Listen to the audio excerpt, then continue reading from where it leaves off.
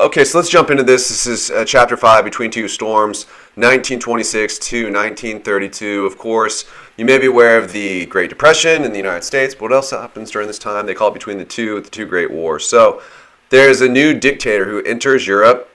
He founded the Polish Socialist Party 30 years earlier. He refused to be the president, saying that the president did not have enough power. He made himself the prime minister and ruled Poland from 1926 to 1935. So Lithuania, liberal socialist government. Russia, Stalin wasted no time in depriving his enemies of all influence.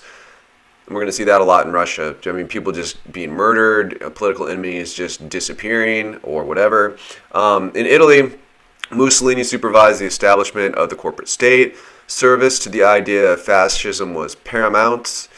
He makes what they called a corporate state, where representation was done by industry or trade leaders and not by wealthy individuals. Strikes were also made illegal. All workers' associations and employer associations were subject to control of the state. All labor disputes were resolved by compulsory arbitration. Now, spending on luxuries was discouraged. So if you were to be in Italy during that time, you wouldn't find any cafes. There would be no nightclubs, no restaurants, except for maybe the ones that were already in business before Mussolini got this whole new system rolling. But it was not possible to open a new establishment. There was expensive private housing, which was gotten rid of and replaced by mass construction for the lower and middle classes. Italian products were to be purchased before foreign goods. On August 7th, Italy signed a treaty of friendship with Spain, basically to ensure mutual defense in Africa and their colonies. Italy also signs an agreement with Yemen, making it possible to use the ports for shipping and also for wartime if needed. That's my assumption. Italy continued to make friends with Greece and Albania. What are the Germans doing? Well, in 1926, they are admitted to the League of Nations. They use a parliamentary system. Rising unemployment leads to public unrest and a growing desire for communism. Nazis recruit from the unemployed. There was the SS, which was a black uniform protection squad, who were feared.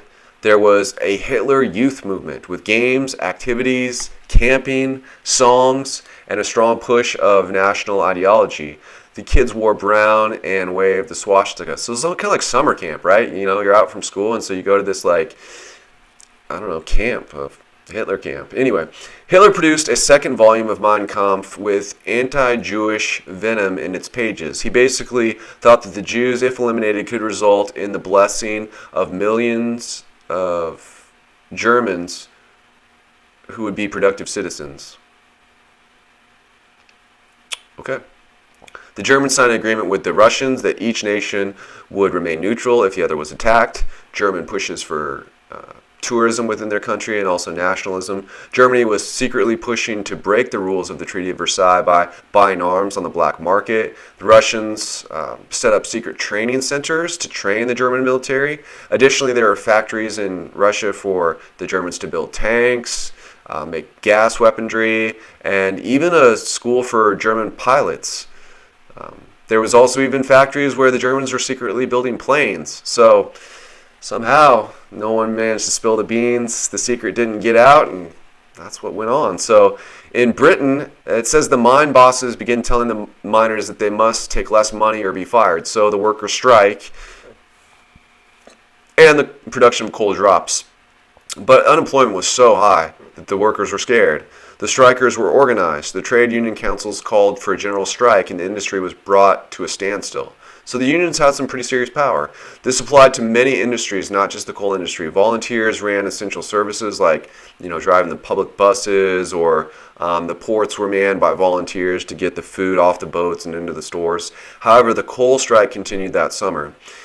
What about in America? In the United States, was drawn into a conflict in Nicaragua with the socialist leader Emiliano Chamorro. President Calvin Coolidge at the time sent Marines to protect the American property, which we'll see what that means.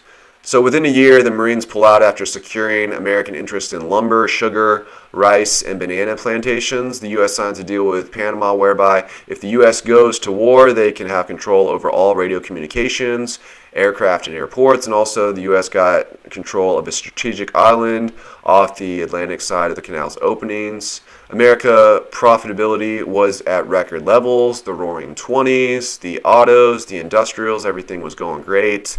The Italians owed $2,000 million over a 62-year period. So, okay, so two billion. French owed $4 billion over the same 62-year period. No one was paying their debt all the way. It was between 26% and 80% repayment of the full amounts that were owed each year. And there was a big organized crime going on in the States because of prohibition and the restrictions on alcohol. Jumping across the Pacific to China, the struggle between the North and the South continued. Warlords controlled each area. The Nationalist Party of the Kuomintang, with its headquarters in Canton, was growing stronger. Their friend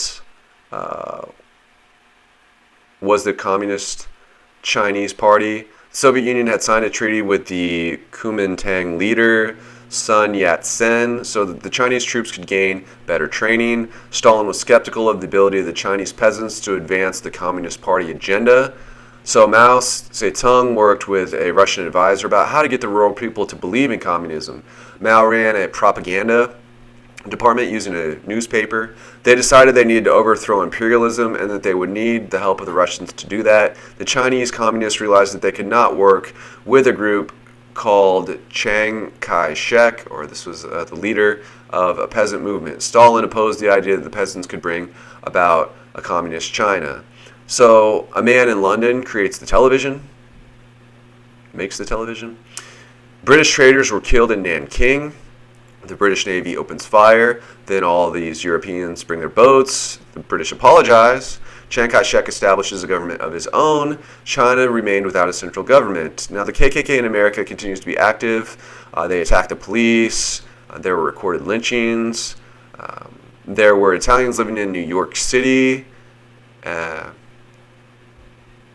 who were killed on their way to a fascist group meeting. Americans make the transatlantic telephone link. Now people could call from San Francisco to London.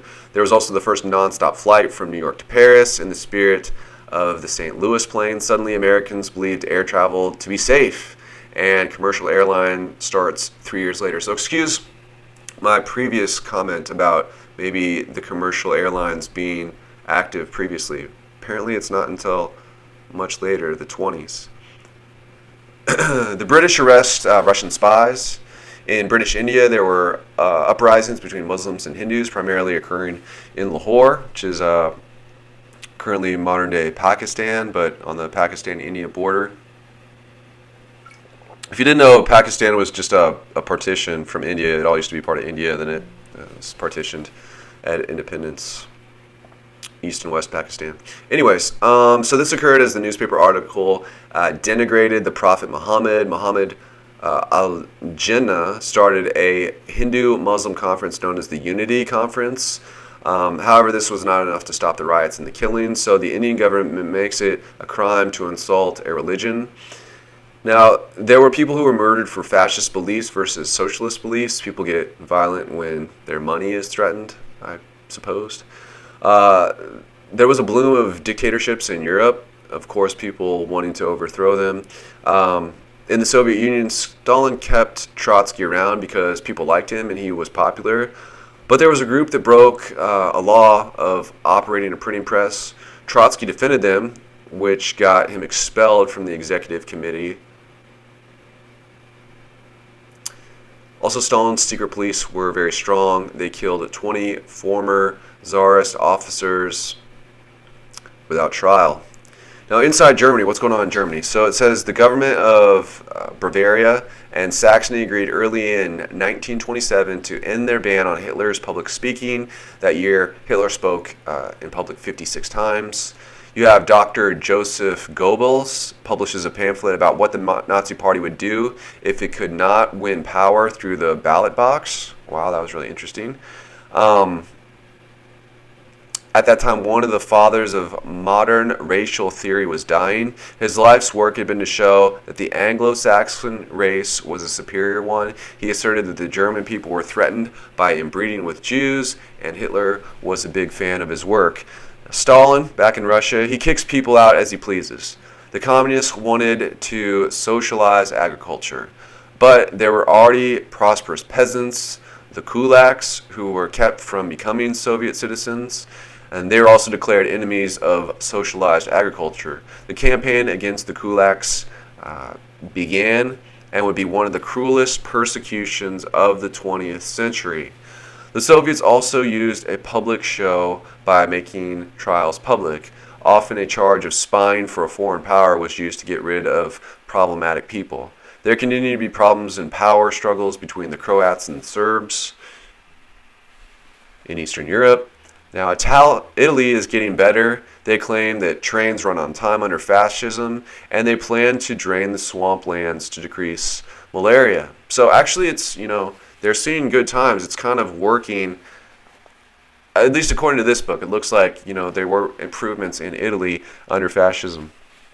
Now, back in China, remember you have the Kuomintang. They're growing stronger, but Chiang Kai-shek is appointed president in Nanking. So after a decade of division, China is again united. Mao is hiding in a rural part of China and calls the peasants to a massacre of landlords. Russians were put in various parts of rural China. In a similar move to the kulaks in Russia, Mao declares the murder of the peasant landowners. Mao's efforts were considered too soft by Communist Party leaders in the Hunan province. Mao's superiors told him to undertake a large-scale military operation, and he did, but it was unsuccessful. So being unsuccessful, the leaders decided that they had to submit to the rural landowners. Since Mao refused to take the Kuomintang head-on, he chose to go for a type of guerrilla warfare with them. Now back in America, you have Herbert Hoover. He was ready to take responsibility of global peace as the League of Nations had now been operating for 10 years.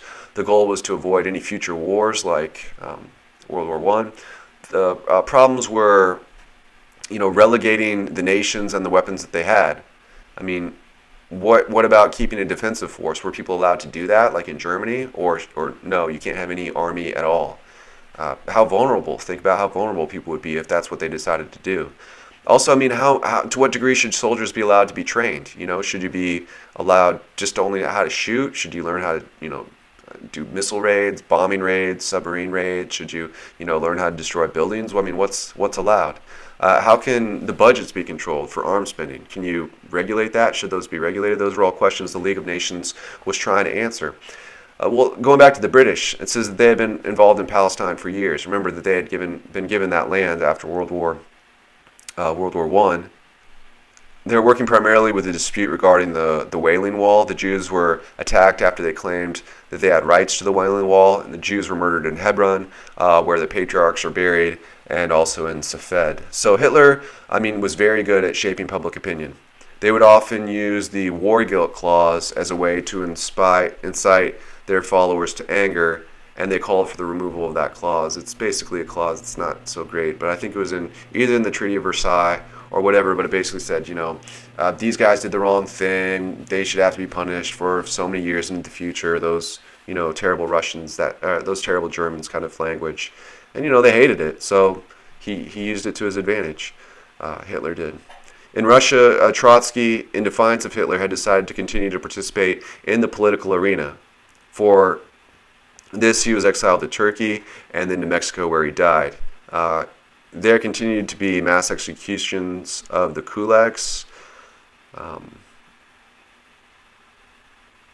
who were mostly living in the Ukraine.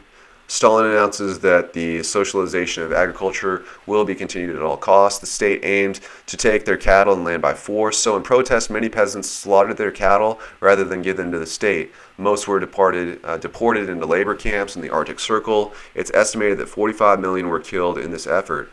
So Stalin pushes for the legality of the anti-religious propaganda. He wants to make a secular state. Churches, mosques, and synagogues were being turned into nightclubs or whatever. There was thousands of priests, imams, and pastors who were put into prison. The struggle back going into Eastern Europe between the Serbs and the Croats was intensifying. King Alexander suspended the constitution. The king had become a dictator. The kingdom of the Serbs, the Croats, and the Slovenes was abolished. In its place became a country called Yugoslavia, which would remain a country until the 1990s. New borders were made. The ruling would be non-racial, non-national in its ruling, its decision making, so non-nationalistic. Local patriotism was replaced by kind of a national, we are Yugoslavians, right? We're Yugoslavia now. All that stuff from the past is the past. Youth associations based on ethnic backgrounds were eliminated. So they're really trying to get people to forget about their differences and focus on their commonalities. I don't know how well it worked, but I guess it's not a bad idea. In India, Ramsay MacDonald announced India's eventual self-rule.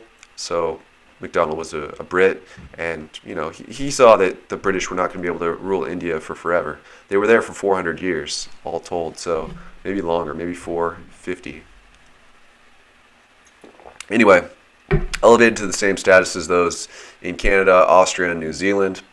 Gandhi said that it must be an immediate transfer of power, otherwise more violence against the British would occur.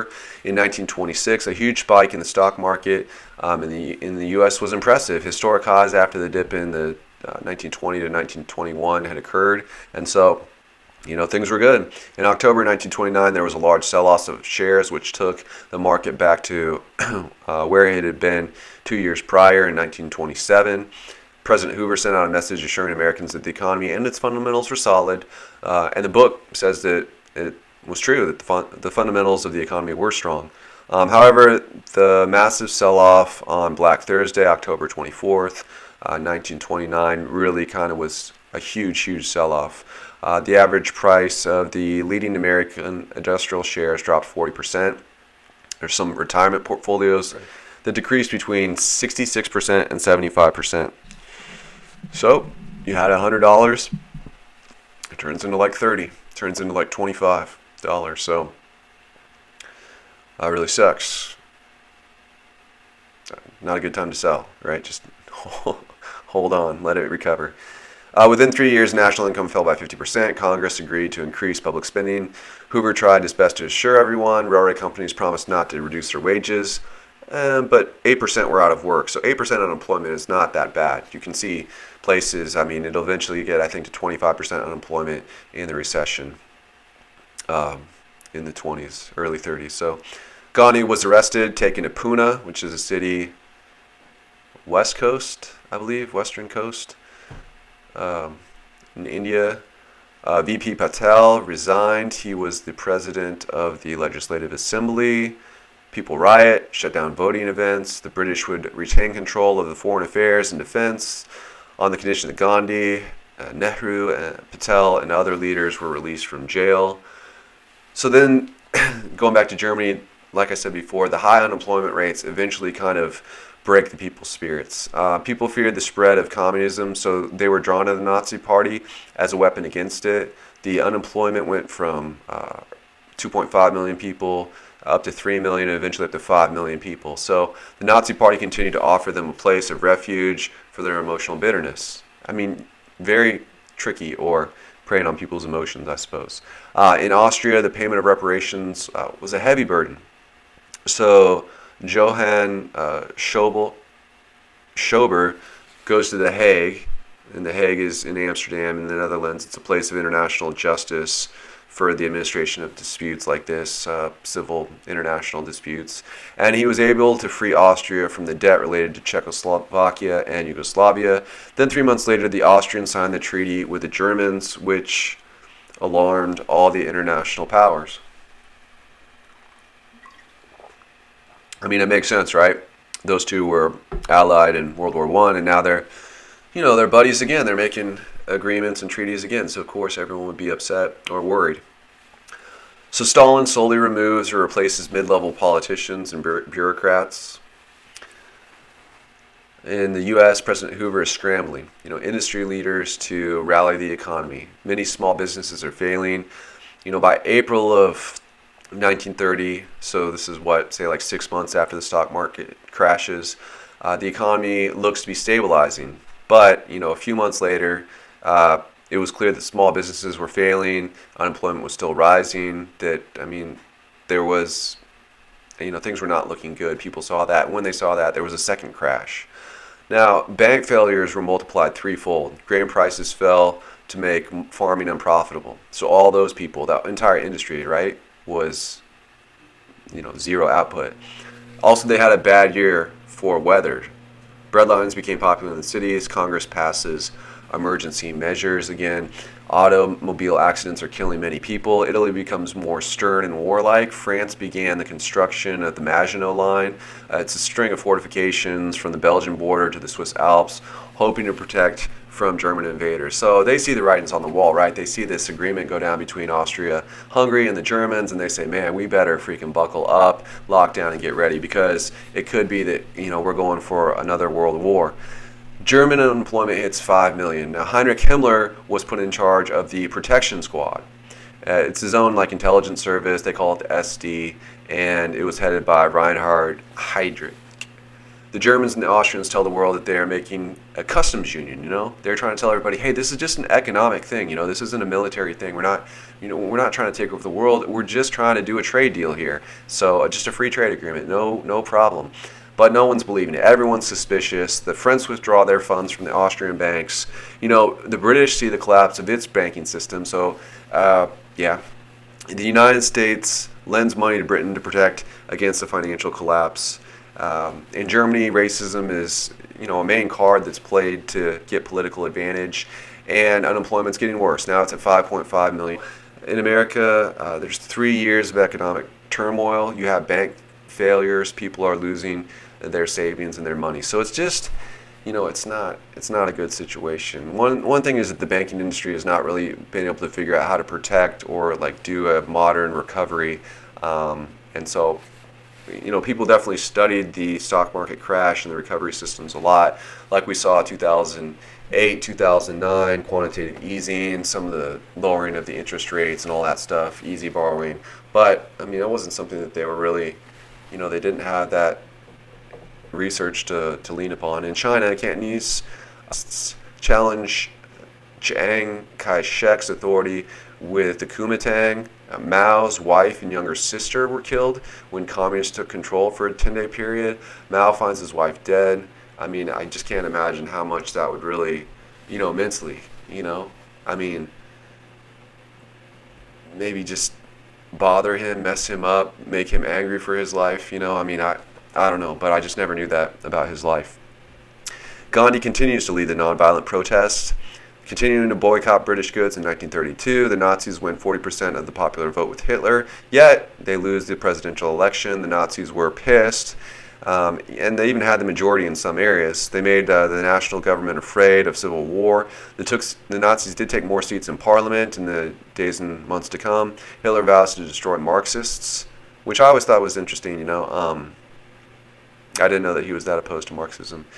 He says he must have power equal with that of Mussolini. The brown shirts continue their underground work. People offer Hitler an important position twice, but refuses. He wants to be chancellor. The U.S., 11 out of 55 people are out of work.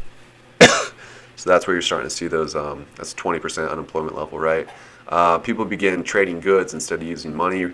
Franklin Roosevelt was nominated as the Democratic national candidate. In Japan, they wage war on Manchuria in China and establish their own government in that part of China. So now this is interesting because in the future we're going to look at some books about, why is the Chinese and Japanese relationship so strained? Well, this is part of the reason, the invasion of the Japanese. So 1932, millions of Russians starved to death. Moscow set the numbers which were unmet. Production numbers, they killed people. The League of Nations and the Red Cross, helped them before, but not this time since the Russians didn't ask for it or they didn't want the aid. Maybe they didn't want the word getting out, about how bad things were or how bad communism was. Quote, no rest, no prosperity, or continuity, or security. Never has humanity joined so much power and so much disarray, so much anxiety and so many playthings, so much knowledge and so much uncertainty. And that's the end of chapter 5.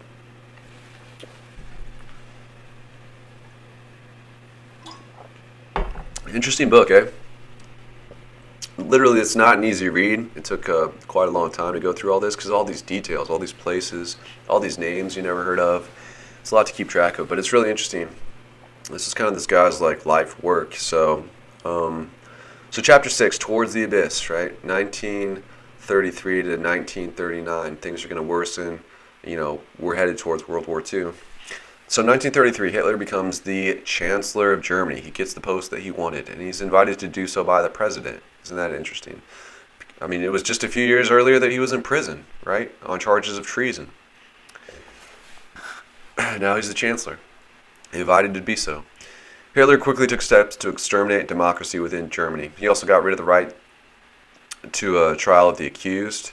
He also shut down all pacifist organizations. The SS sent thousands of its critics of the regime, including the communists, the socialist Democrats, the trade unionists, and all Jews to concentration camps. So it wasn't only Jews that were, ending up there. It was any political enemy. He also got enough votes to make a new law that allowed him to pass laws or legislation without approval from Parliament. So they passed an enabling bill which removed all Jews from their posts, and then they boycotted all Jewish shops. In reaction, those living in New York determined to boycott all German goods until there was a reversal. Next, there was the Gestapo, which was functioning previously as a secret police, but it was taken over by the Nazis. So 3 days after Hitler becomes Chancellor, Franklin Roosevelt's inauguration as the President of the United States takes place, he says in his address that the only thing which we have to fear is fear itself, nameless, unreasoning, unjustified terror, which paralyzes needed efforts to convert retreat into advance. Yikes. Okay, so in Russia, going back to Russia, Stalin, still in power, starts to construct a canal that will connect the Baltic Sea with the White Sea. The project was placed under the secret police, later known as the KGB. The labor that it took in order to complete this project was mostly, people taken from prisons, labor camps under the direction of the secret police. And it looks like about 2/3 of the people who worked on this project died. So, not sure how long it took for them to complete that, but pretty awful, actually. So also Stalin stages a trial against Germans and Brits. He had them found guilty and then used that as a justification in order to tighten state control. In Germany, they start to control the freedom of thought and of the press. Roosevelt pushes for a world disarmament conference at Geneva. Hitler the next day says the SS, the brown shirts, are there to quote-unquote protect Germany against communism. Hitler refuses any attempts by foreign powers to limit his ability to stockpile arms. There were Nazi supporters in neighboring countries next to Germany. Hitler and Germany detest being given unequal rights. They withdraw from the League of Nations and the World Disarmament Conference. It basically became illegal for any other political party to exist besides the Nazi Party. Now, the Catholic Church had agreed not to have a political voice. There was an order to make sterile anyone who was blind, deaf, deformed, or suffered from mental disorder. That was the policy in Germany. The Catholics traded silence of opinion for protection from German national meddling. That's really interesting, right? I mean, it really begs the question of what, religious people and religious organizations, what concessions will they make in order to get some kind of benefits from the nations that they operate within. The Protestants agreed to only make priests from those who were of Aryan descent. Albert Einstein, German, leaves. No. I don't know if he was German Jew. I don't know where he's from. He goes to the U.S., and in 1914 he was an outspoken opponent of the war. It's interesting. In 1933, there's 600,000 people who are leaving Germany, right? Of course, especially if you're Jews, right? Half these people are Jewish people trying to get the heck out before things get worse. Dr. Goebbels, I mean, they can't work, they can't hold up office in the government, they can't, everyone's boycotting their shops. I mean, I would leave too. So Dr. Goebbels continues to run the propaganda machine, including airdrops and flyers over Austria. This is interesting to me because in this study, I mean, there is an active political propaganda department called that. Now, maybe many nations have it, but currently in modern, 2020 in China, there is a division of, propaganda. So that's interesting because often, you don't see that typically. Muslims were killing Jews and Brits over Palestine. The Japanese were taking Manchuria from the Chinese, the colonies, the Dutch East Indies and Indonesia, and Morocco continued to see uprising. Now the U.S., they decided to abolish child labor. They also set up a minimum wage. The Tennessee TBA, the Tennessee Valley Authority and the TBA, they do a bunch of public works projects in order to offset the unemployment problem followed by the Great Depression. So building dams, national parks, what have you. In France, it became difficult to keep public approval of democracy. Going back to Germany, Hitler has full control of the SA, and he has 150 leaders of the group killed by the SS. Then there are assassinations of other suspected potential opponents. This was known as the Night of the Long Knives.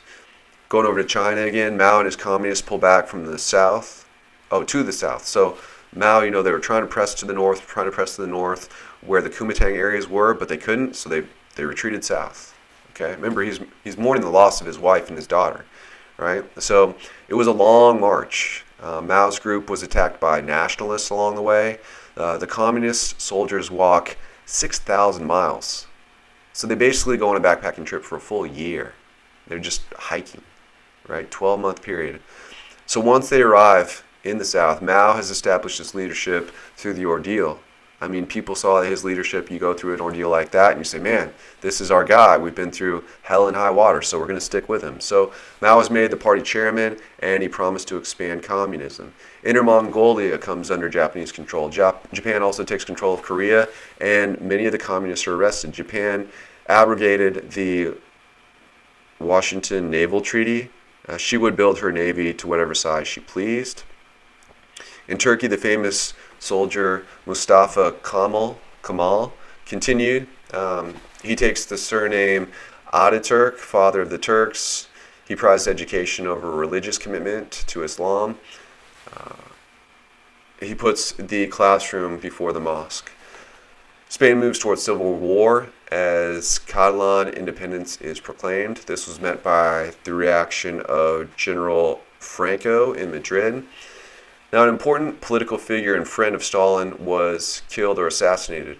Stalin changes the laws in order to fight terrorism. The secret police are always interrogating people and sentencing them to death. The Russian Orthodox Church was a target of Stalin's.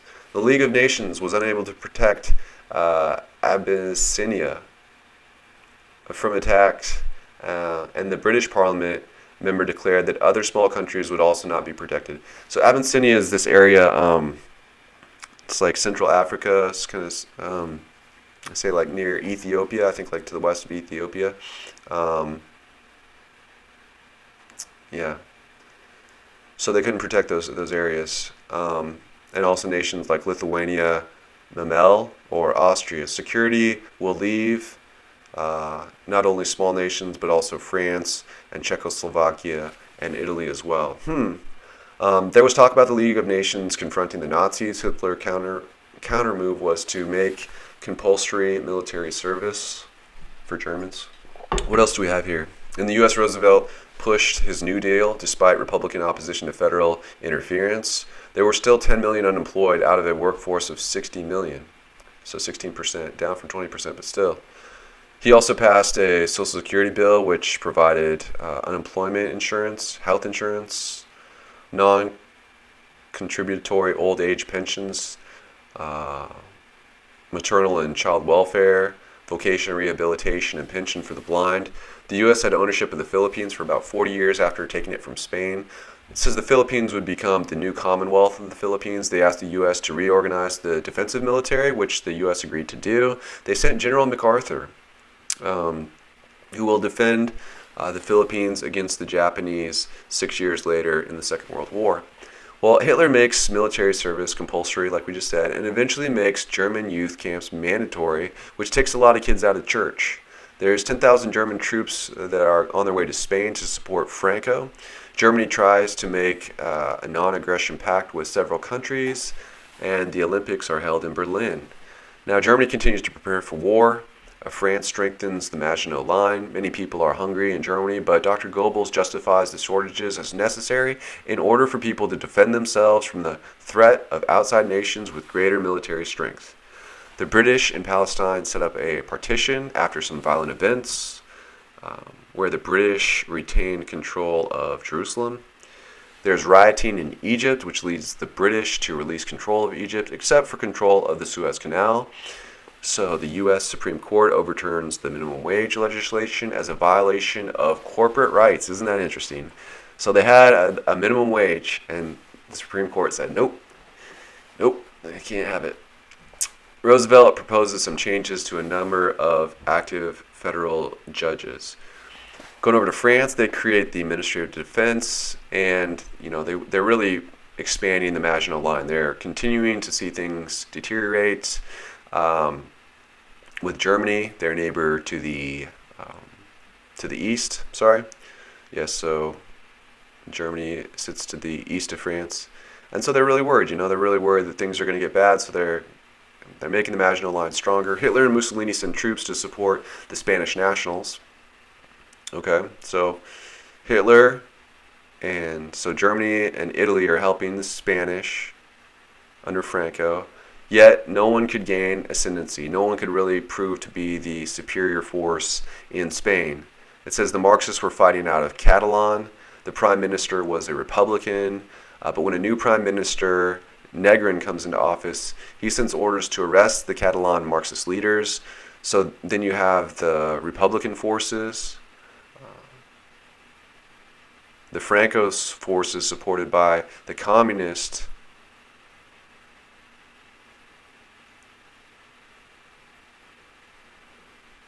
which are then also backed by the Germans and the Italians. Again, the Marxists being in Catalan. So you have Marxists, you have Republicans, whatever that is, and then you have communists. So for many of you, you might have thought, oh, Marxism is the same as communism, Karl Marx and all that stuff, and blah, blah, blah. But you see that once it kind of gets set up or initiated at certain times, that ideologically they're opposed and they're not the same. Russia's killing off political opponents left and right. There are labor camps. There's arrest quotas. There's thousands of people. Like 72,000 people were listed on lists of those to be shot. Germany goes after the church. They start arresting the nuns and the priests. And, they say, oh, these people, they're sexually depraved. We have to get rid of these people. It's just getting worse and worse. 1937, Japan launches a full-scale war in northern China, and they go towards Shanghai. Neville Chamberlain, at this time, he's the prime minister in Britain. And Churchill, he holds no political office, but he calls for the rearmament within the League of Nations. And people talk about the treatment of the Jews. There's mass rapings in Nanking by the Japanese. And this, the book says, is like, it was really, really awful. Like, whatever, like some kind of like demonic, whatever kind of thing, right? If you believe in weird spirit stuff or just weird things or whatever happens in war, whatever kind of evil there is lying dormant in people, it's like it all came out, right? I mean, just the raping and all this awful stuff was at kind of an unprecedented level. So in response, the Japanese start brothels for the soldiers using women from the conquered areas. So, Hitler assumes the role of commander-in-chief. He meets with the Prime Minister of Austria, Kurt von Schuschnigg, and pleads for all Germans to be released from Austrian prisons and for Germany to be given passage to move within Austria at will. He screams at Kurt von Schuschnigg and threatens to have obedience by use of force. He demands that he steps down, and the man actually does. The guy says, okay, all right, I'll just leave, the presidency of my country, or, I'll just step down as prime minister because you're pissed, Mr. Hitler. Well, he uses some lame prayers as his last words, his departing words. German troops move into Austria, and there's no resistance from the Austrians. Now Czechoslovakia is surrounded by Germany on three sides, and as a result, the French offer to help Czechoslovakia should she come under attack.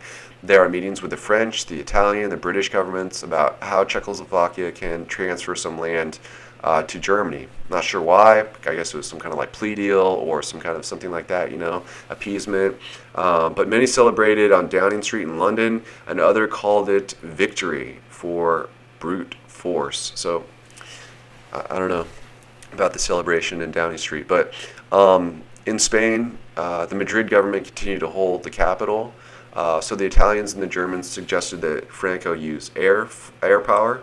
So then the bombings began, along with threats of more bombs. Slowly, even with the help from the British, the Republican or the nationalist government was being crushed. So things are, Franco's winning with the help of the Germans and the Italians in Spain. Going back over to Palestine, it says the British were facing heavy pressure from Saudi, from Egypt, and from Iraq concerning the Jewish Arab problem. So the number of Jews that were allowed to enter was being capped at 100,000 per year. In the United States, Roosevelt, public spending was working slowly. The economy was starting to recover. There were minimum wages and max hours was being implemented. Now, that is interesting that the minimum wage decision by the Supreme Court, you can tell by my tone, thought it was a little bit kind of crap. But you do have to realize, maybe that there's in certain really dire economic situations where, if you want to put as many people back to work as possible, even for abysmal wages, that's the right thing to do. So maybe I got ahead of myself there. The Japanese take control of a major supply line, a railroad that brings supplies to the Chinese army. And after that, the only way to get Chinese goods or supplies in and out was through the Burmese Road, a winding mountain road that came through the Himalayas, I guess. Now we have Slovakia ask for Germany's protection. It provides military bases for German forces. Czechoslovakia begins to disintegrate, and Ruthenia makes its independence. Italy conquered Albania after there was a small dispute over 12 Italian soldiers. Hitler acquires the country Memel, or the area. Franco enters Barcelona. The president and the prime minister flee. Stalin wanted to kill every person who resisted Franco's rise to power. Yeah, okay. So communists basically take Spain under Franco. In China, the Japanese were bombing the capital of Chiang Kai-shek's city called Chongqing. And the Japanese, they're just capturing one port after another after another. They're really taking a lot of land. They're really seeing a lot of success in their war in China. So the United States starts selling warplanes to the French. Germany found resistance from Poland and threatened to crush them. Poland was on Roosevelt's list of countries that he would protect. So Germany sends troops to the Polish border. The British try to get Russia to help protect Poland's east border, but Russia is unwilling. In fact, Stalin has already begun secret negotiations with Hitler, as Poland was formerly a Russian land. So Russia would like to get Poland back, right? So they're making some deals with the Germans. Russia and Germany are teaming up at this point. The two agreed to divide Poland once it is taken, but the British and the French had made alliances with Poland. So suddenly Hitler was confronted with a war on two fronts. That sucks, but so Hitler made an assumption that the British and the French would not break a non-aggression treaty that they had made. The Germans, in order to start the war, dressed up like Poles. They killed a man from a prison camp in order to support the lie of Polish aggression. And that's the end of chapter 6, beginning of chapter 7.